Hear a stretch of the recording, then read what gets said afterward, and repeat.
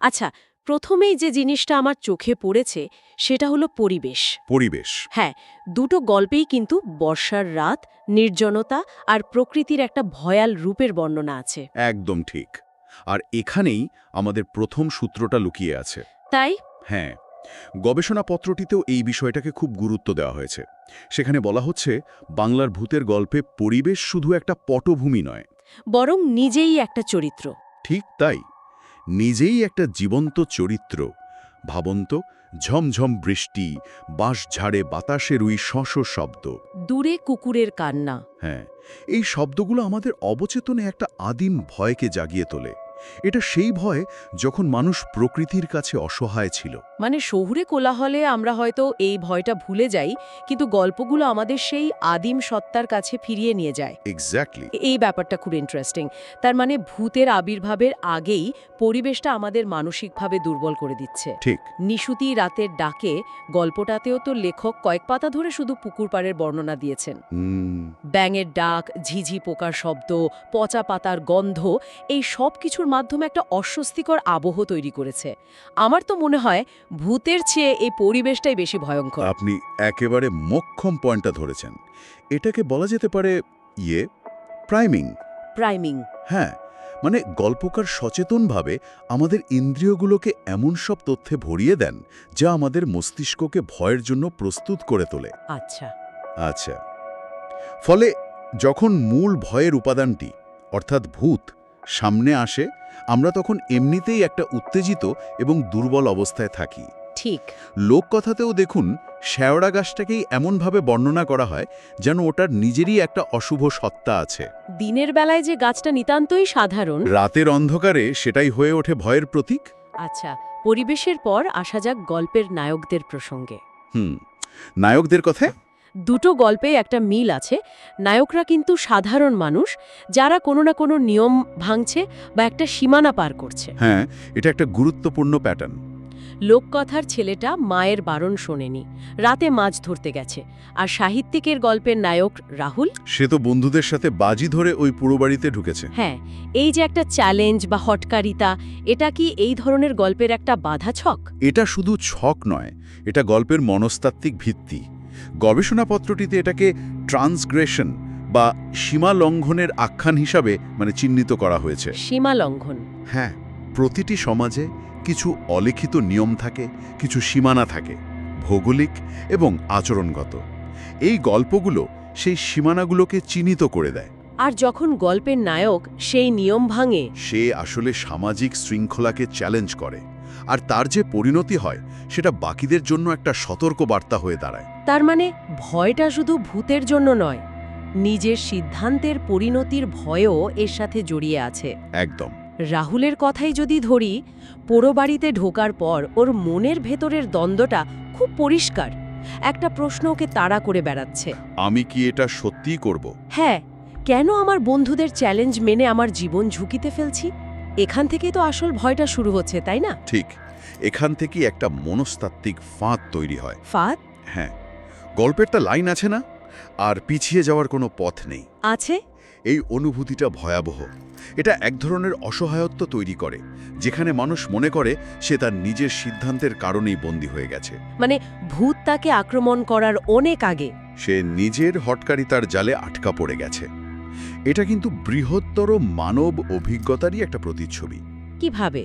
আমরা অনেক সময়ই জীবনে এমন পরিস্থিতিতে পড়ি যেখানে আমাদের নেওয়া সিদ্ধান্তই আমাদের জন্য কঠিন পরিস্থিতি তৈরি করে এবং ফেরার পথ বন্ধ করে দেয়। ভূত এখানে সেই ভুলের একটা মূর্ত প্রতীক মাত্র। আমি এটা আগে কখনো এভাবে ভাবিনি, যে ফিরে যাবার পথ নেই কথাটা ভূতের বলার আগেই রাহুলের নিজের মনের কথা ছিল। এটা তো পুরো ব্যাপারটাকে অন্য স্তরে নিয়ে যাচ্ছে।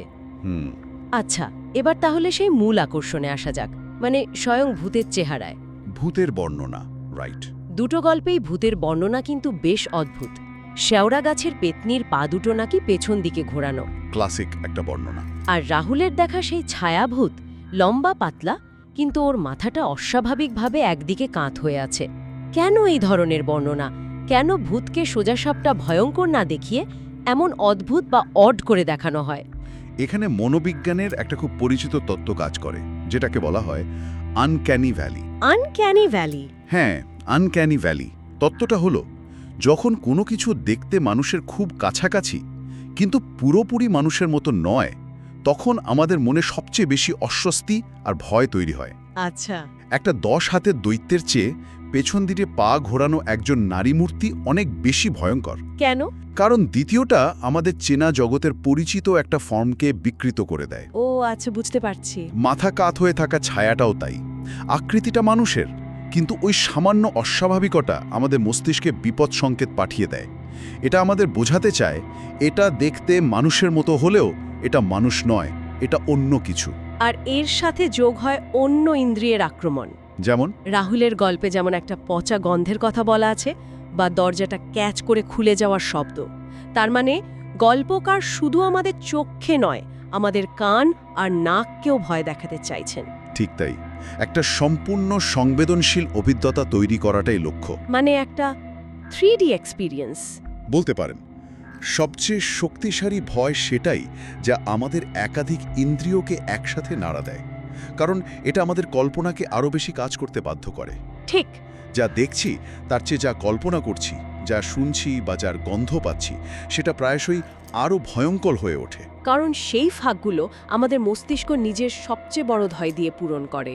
এক্স্যাক্টলি। গল্পগুলো যখন চূড়ান্ত মুহূর্তের দিকে এগোয়, তখন একটা ব্যাপার খুব চোখে পড়ার মতো। কি সেটা? নায়করা প্রায় কেউই বীরের মতো লড়াই করে যেতে না। লোককথা ছেলেটা পেতনির হাতে মারা যায়, আর রাহুলও পালানোর চেষ্টা করে, কাদায় পড়ে যায়।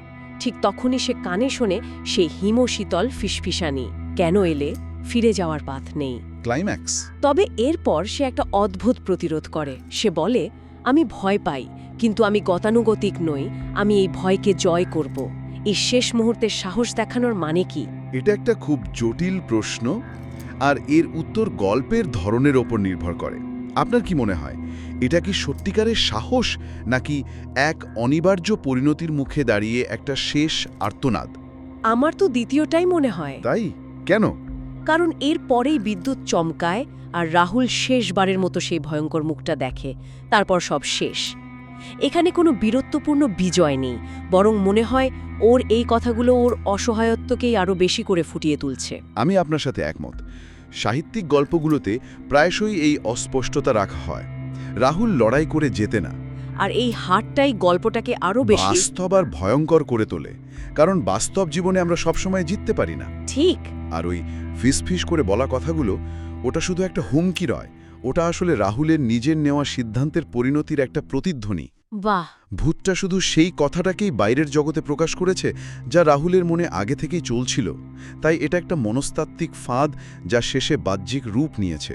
আর গল্পের পরিণতি, দুটো সোর্স থেকে আমরা যা জানতে পারি তা হলো পরিণতিটা সবসময় অমীমাংসিত। হ্যাঁ, আনরিজলভড। লোককথায় ছেলেটার দেহ পাওয়া যায় না, আর রাহুলের ক্ষেত্রেও পরদিন সকালে পাওয়া যায় শুধু ওর টর্চটা। আর কুড়েঘরের দরজার সামনে কাদায় লম্বা আঙুলের দাগ। হ্যাঁ, যা দেখে মনে হয় কাউকে টেনে হিচড়ে ভেতরে নিয়ে যাওয়া হয়েছে। কেন এই অমীমাংসিত শেষ? একটা নিশ্চিত পরিণতির চেয়ে এটা কি বেশি ভয়ঙ্কর? অবশ্যই বেশি ভয়ঙ্কর। গবেষণাপত্রটিতেও এই বিষয়টার উপর জোর দেওয়া হয়েছে। সেখানে বলা হচ্ছে, অজানা ভয় সবচেয়ে বড় ভয়। ঠিক। রাহুলের স্রেফ মৃত্যু হলে হয়তো গল্পটা একটা সাধারণ ট্র্যাজেডি হয়ে শেষ হতো, কিন্তু তার উধাও হয়ে যাওয়াটা, এই অমীমাংসিত প্রকৃতি ভয়টাকে একটা স্থায়ী রূপ দেয়। এটা আমাদের কল্পনার জন্য অনেক জায়গা ছেড়ে দেয়। একদম। কি হয়েছে রাহুলের সাথে? তাকে কোথায় নিয়ে যাওয়া হয়েছে? এই প্রশ্নগুলোর কোনো উত্তর নেই, আর তাই ভয়টাও কখনো শেষ হয় না। তার মানে এই অসম্পূর্ণতাই কিংবদন্তিটাকে বাঁচিয়ে রাখে। ঠিক তাই। রাহুলের ঘটনাটা গ্রামের মানুষের মুখে মুখে একটা স্থায়ী গল্প হয়ে যায়। গল্পের শেষ লাইনটা এই ভয়কে চিরস্থায়ী করে তোলে। ছায়া, ভূত বৃষ্টি হলে বেরোয়, আর যাকে একবার দেখে বসে তাকে আর কখনো ফিরে আসতে দেয় না। একদম। আর কাদায় পাওয়া ওই আঙুলের দাগ, ওই একটা মাত্র বাস্তব প্রমাণ। সেটা পুরো অলৌকিক গল্পটাকে বাস্তবতার একটা নোঙর দেয়। হ্যাঁ, এটা আমাদের বিশ্বাস করতে প্ররোচিত করে যে যা ঘটেছে তা হয়তো সত্যিই ঘটেছে। এভাবেই একটা সাধারণ গল্প একটা লেজেন্ড বা কিংবদন্তিতে পরিণত হয়। আর এর মূল কাজ তখন শুধু ভয় দেখানো থাকে না। না, এর কাজ হয়ে যায় একটা সামাজিক বার্তা দেওয়া।